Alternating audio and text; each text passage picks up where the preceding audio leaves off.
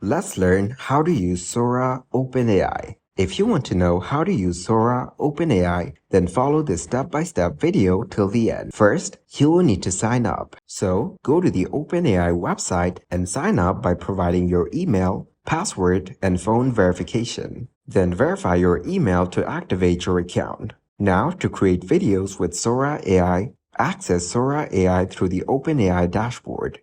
Then enter the text descriptions for the video you want to create. You can also use the customization options to personalize your video. Next, generate the video and edit it until you achieve your desired outcome. Now let's talk about Sora AI. It has many uses. Content marketing. Engage your audience on social media with compelling video content. It can help you make informative and engaging educational videos. It also boosts online sales by showcasing product demonstrations.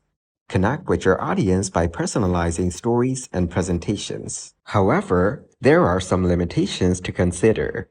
Sora AI may not offer as many editing tools as traditional software. The quality of the video depends on the clarity of the input text. Voiceovers generated by AI may not have the same emotion as human speech. Users are limited to Sora AI's library for visuals and audio. Sora AI offers various pricing plans to suit different needs and budgets.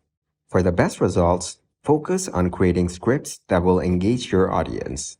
Also, elect templates and customizations that fit your content. Incorporate AI-generated videos strategically. Use AI-generated videos to enhance your content strategy. Compared to other text-to-video tools, Sora AI stands out for its advanced AI capabilities, ease of use, and comprehensive features. As AI continues to evolve, its role in video production will become even more significant. Sora AI is leading the way in this transformation. In conclusion, Sora AI is a powerful tool for content creators, offering an easy way to turn text into engaging videos. It opens up new possibilities for engaging and captivating audiences, and its impact on content creation is expected to grow in the future. If this tutorial was helpful, please subscribe and like the video.